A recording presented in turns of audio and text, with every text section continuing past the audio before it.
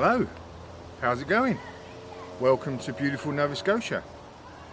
Welcome to what was a 28-degree scorcher of a blue sky afternoon, which has turned into a bit of a autumnal feeling blustery evening, which is a bit annoying because I was going to go swimming earlier, but lucky for you I decided to make this video instead. But in the meantime I thought I would just been picking a few fresh veg. What have I got here? Got some purple beans, some runner beans, some nice onions of different sorts, some parsley there, beautiful cucumber, and from inside the greenhouse there, some tomatoes, lots of nice fresh tomatoes there. I'm sure I can cook something up for my dinner with that lot.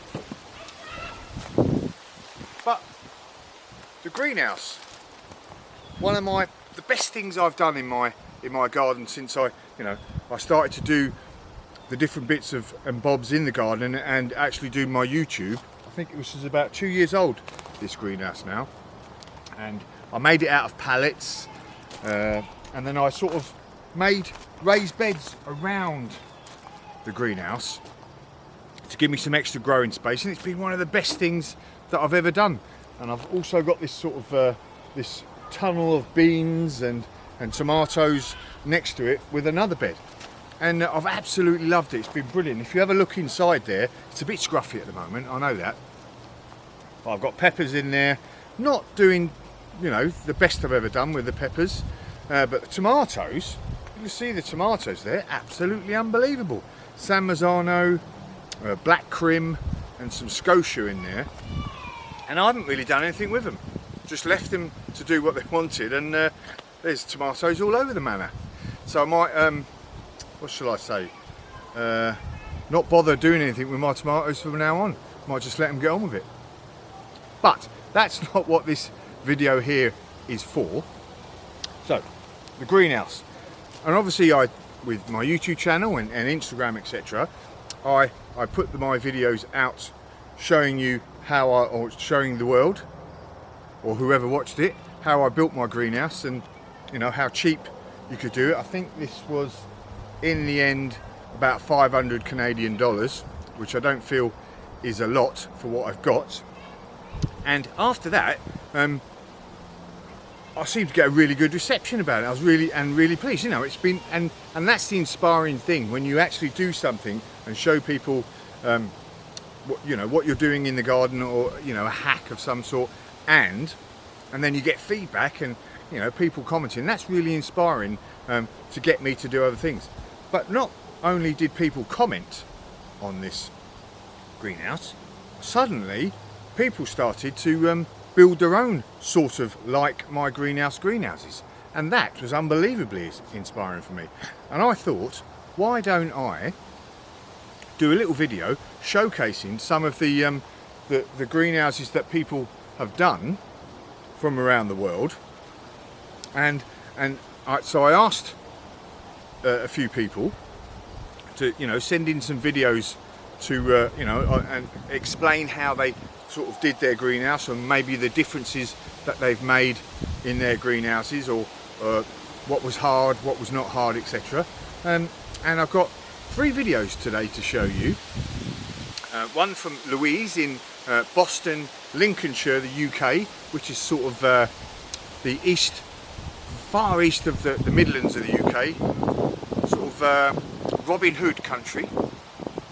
And then we've got Rob from Hounslow, which is northwest London in the UK again, and I've got Darren from British Columbia. Oh, I haven't locked this door, hang on.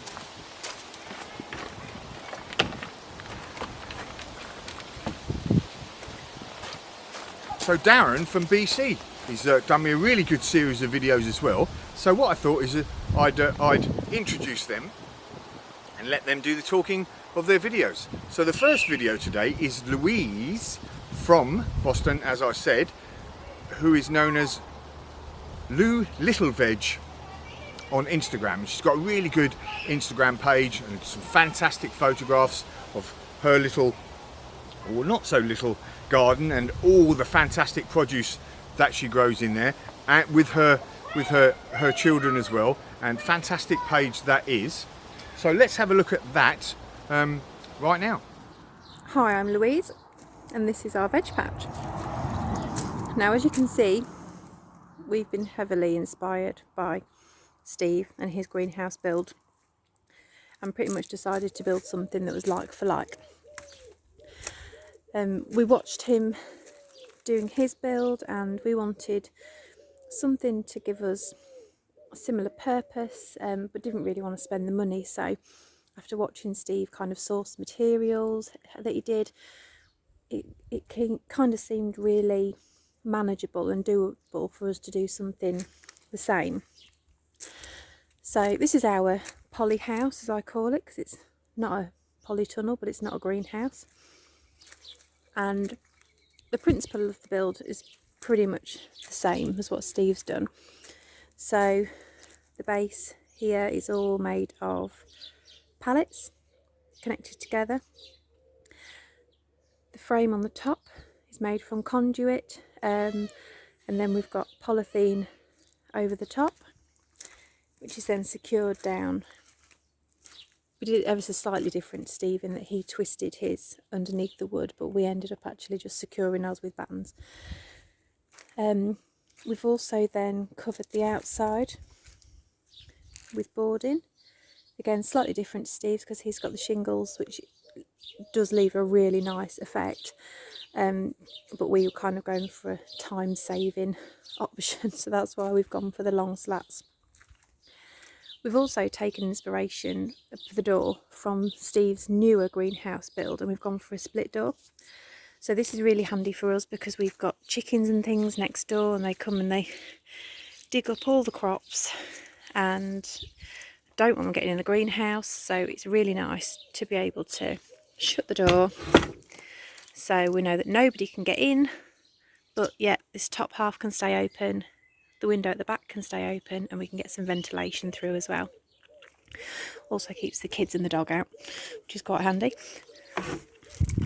So on the inside, you can see it's nearly finished, not quite yet, but on the left hand side here I've gone for a raised bed, which again is similar to what Steve's put in his newer build. We wanted somewhere where we could plant tomatoes, cucumbers, and also where I could put things like salad leaves, and know that they're not going to get attacked, or there's less chance of them getting attacked by slugs and things. So looking forward to being able to harvest from that this year. On the other side, we've gone for a workbench, which isn't finished as of yet, but we've got the bottom base bit in, and then we was going to take some worktop from the kitchen because we're changing the kitchen worktop. We're going to put the old one in here, but we haven't got around to doing that yet. So I've just kind of taken a table from the old greenhouse and using that, and some staging as well. On the inside, my husband has cladded all of this, and all these side bits are from pallet collars that he got from work. So again, we didn't pay really for any of this extra wood. I think the main bits we did buy cost wise were like these lengths here to do the frames with, the polythene, the screws, nails and bits. But other than that, a lot of it has been sourced material from his work. On the floor there is a weed proof base down, if you like, just a plastic sheeting, and then just some stone that we had extra lying about.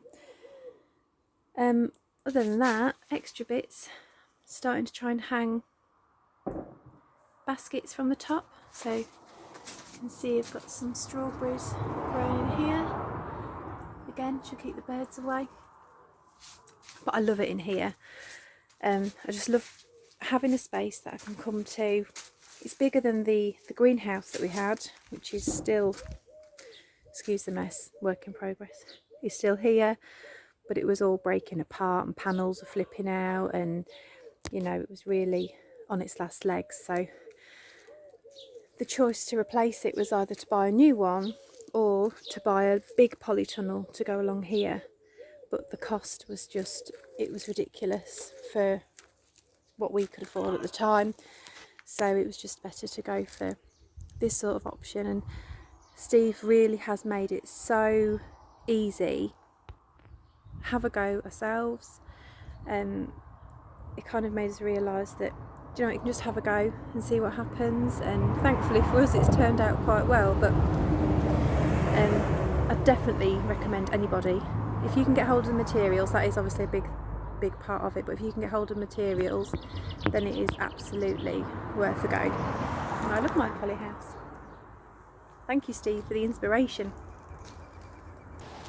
So next we got Rob from Hounslow in northwest London, the UK, and he recently wrote to me to ask if he could use my name on his website doing his build for his actual greenhouse. And you know, I was definitely yes to start with, and you know, when you see the greenhouse, fantastic colours, and his website, which is, let me read this out, HaughtyPotterWordPress.com. Obviously it's coming across the screen there. I definitely recommend having a look at that website. Lots of fantastic ideas on there, reusing material and beautiful colours, the way that he's done for his shed and his greenhouse, etc. So that's definitely worth a look. So here's Rob from Hounslow. Hello Steve, hi, this is Rob, standing in front of the Hounslow plot. Thanks very much for your email, it's much appreciated. And yes, I'll gladly acquiesce in taking you through what I like to call Project Optimistic behind me, along with those rather ominous looking clouds. I just thought I'd do this bit as a human style introduction with my weary face on it, because for the rest of it I'll be the cameraman behind the iPhone. I'm not too worried about you getting seasick though, what with your seasoned naval background. Okay, so let's do it. Not entirely sure what order to do this in, but we'll start with the front. This is the front. You can see it is slightly different on each side. I've got mainly wood covering pallet wood on the right hand side, and that is connected to a raised bed. You can see, try and block out my tomatoes, which have unfortunately just noticed they've got blight. Not great news, but instead showcasing the gigantic corn. Let's focus on that. The dimensions of this are 3 by 2 meters, and I can't actually remember how tall it is, I'm afraid, but it's certainly, I'm not going to bang my head, which is a plus. Sorry to move like this, I'll try and do it as steadily as I can. The front door was made out of a long pallet actually, and I put little Game of Thrones, as somebody said, style wood bits on it because the screws were poking through the other side, and they're special screws for screwing through the polycarbonate. And the polycarbonate that I used to make the door is essentially offcuts from what I used to make the left wall, which is here. It's all polycarbonate. Again, you can see the pallets inside it. I took the protective polythene off for the most part. You can still see it's I've kept it in certain parts, but I just wanted more light to get through, so I took it off in the middle bit, and I stripped some of the slats off the, sorry, that's a terrible picture.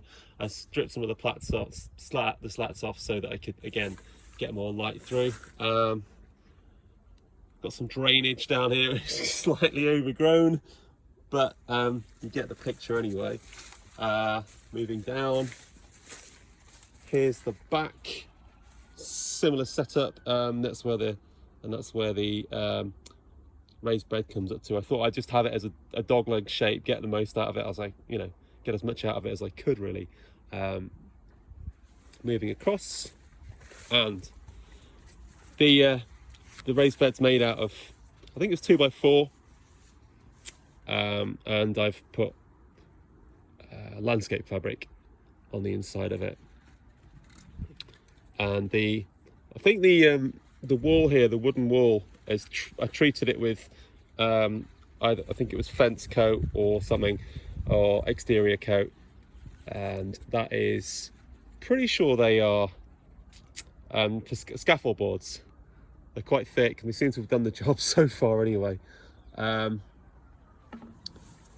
to the back then, there's the window. I can't not show you that.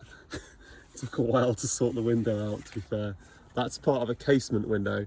So there are 3 of those. That's the middle part of a 3-section window, and that was quite that was one of the harder bits to actually finagle in the great scheme of things.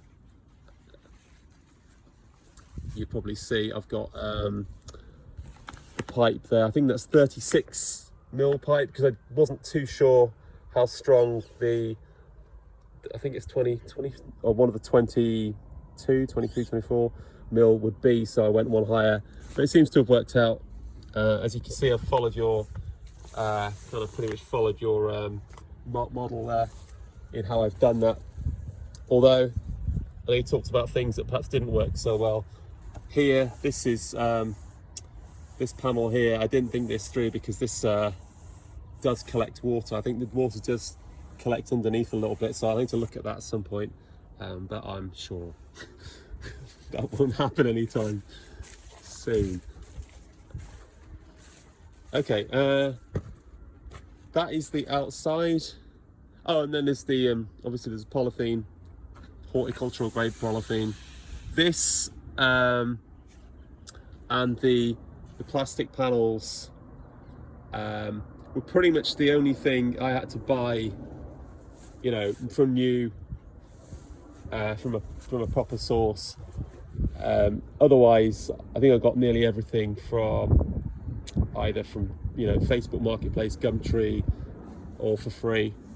And yeah, so I'm bored enough with the outside. I hope that wasn't too long. I'll do the inside separately. Okay, the inside now. Where to start? Well, let's go clockwise. You can see on this side I've got plants in pots, propped up by staging, which I built from pallet wood. So you can see, you'll have seen them on the pictures maybe. So you've got 3 slats there, 2 slats, and then 1 slat, and the top ones are made into little beds, also made of pallet wood. Yeah, down underneath that, I was sort of conscious of water coming through, because I did drill holes in the slats in the pallets for the shelves, so I knew water would come through, and I wanted some drainage. So this is apricot pebbles that I put underneath, and underneath that, I don't think I mentioned, is tarp. I put tarp on top of the earth, and that was pretty much a perfect fit for the whole area of the greenhouse itself. It's another set of staging, pretty much the same, except this side it doesn't have the little beds. This is my little workbench, also made out of pallet wood, and it's very basic design but really helpful, especially when I want to pot plants inside rather than being rained on. It's yeah, so that's just a hinge, and it will lower so it's flush with the wall if I move that piece of wood. And by the way, that cucumber did that. Came out that way by itself. That's not staged. This side is raised beds. Again, it's made with a 2x4 that I used outside, so the treated 2x4. This side is cucumber. You probably noticed that. and inside with obviously I've fenced it with bamboo to stop it from sprawling out, and I've used little milk cartons for slow irrigation, which I don't know if that's been of any great benefit, but it was recommended on the interweb, so I thought I'd try it out. And this side is tomato, which I have not been very rigorous with clipping, but it's grown quite free. But I mean, it's worked. It seems to be coping quite well, and let me try and find some evidence of that. Yeah, there's a bit so far, which is good, because my my initial concern with doing the raised beds here was on the inside was that there's quite a steep wall behind it, so obviously not too much light. So I tried to make sure that enough light was coming in from other means. So I got I don't know if it was worth it, but I spent a bit more money and got diffused polythene, or I think it's called that anyway. So I hope that's helped. It certainly, I mean, I've had lots of cucumbers already, which has been brilliant, and the tomatoes seem to be finally coming through, which is great. What else? Oh, the floor. Yeah, the floor. This is decking that I collected from a very wealthy lady in Roehampton who was having her, I don't know, I think it was her second gazebo or her replacement gazebo made, and she didn't need this anymore, so I just took it off her hands, and it's been great. A slight accident there, which I will fix, but no, it certainly served its purpose. Oh, there was one thing that you asked me to say, and it was something that perhaps didn't go so well. As I mentioned on the outside, I found that the window part a little bit tricky to maneuver. The frame is actually back set from the main wall, partly due to its height, and as you can see, it's not very fine work in terms of what I did with securing the polythene, not on either side actually, but it's held and it's done the job. Yeah, but that's possibly something that could have been done better. Maybe I was losing a bit of steam, but no, as I say, it's worked out. And of course, there's the all-important peg on the back of the door. So last but not least, we've got Darren from British Columbia, a fellow Canadian, and he has sent me a series of videos of his, not just his greenhouse, but his garden as well, and lots of beautifully laid out garden, lots of different things in there. So let's have a look at Darren from British Columbia and all his fantastic site and greenhouse. Hello optimistic gardeners, Steve Farley, Darren McKay here from beautiful British Columbia in Half Moon Bay, and I want to give you a tour of my garden. I'd like to start off by showing you sort of the scope of what our garden looks like. We purchased the house a couple of years ago, and in such time I've added a number of beds to it. A lot of stuff for me came from YouTube. A lot of my beds kind of looked like this.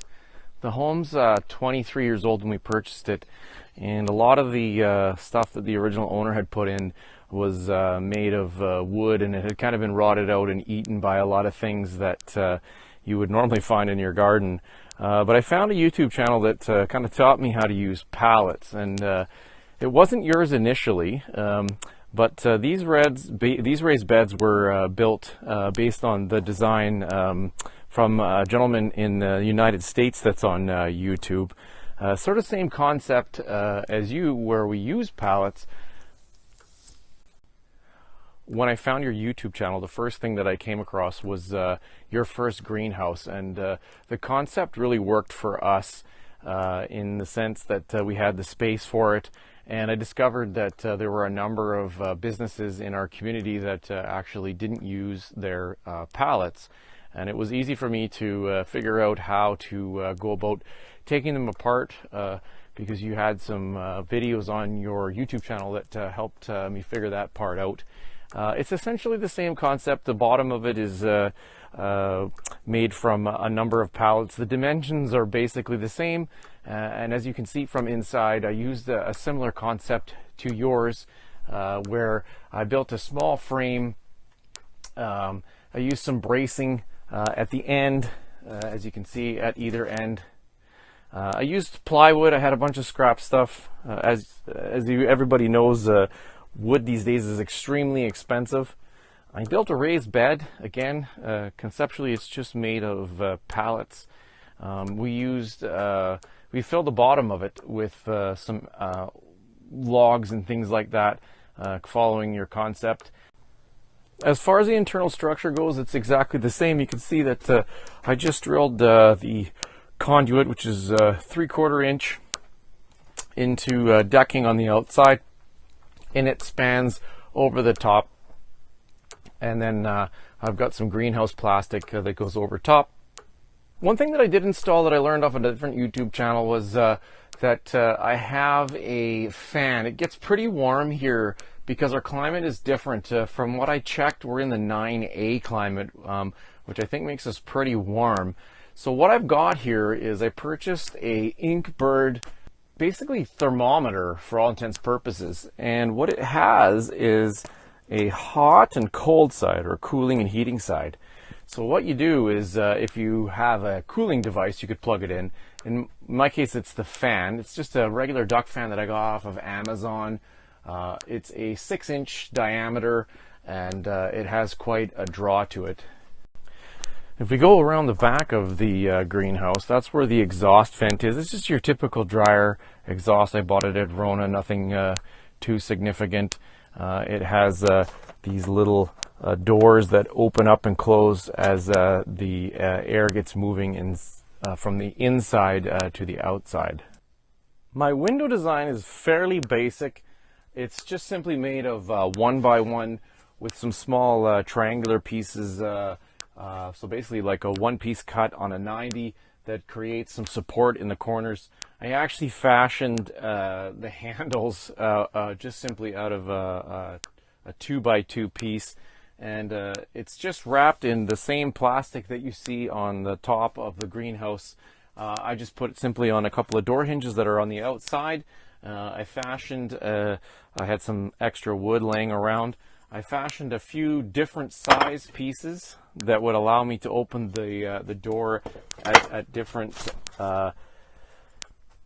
opening sizes. So one size would be slightly open, the next size would be about half open, and then of course the big one, when it gets really warm, would be all the way open. It's a very simple design. I looked into some options that might be slightly more expensive, but in the end I figured this was probably the easiest thing to do. I did look for some windows, but unfortunately I couldn't find any that were available at the time when I first built the greenhouse.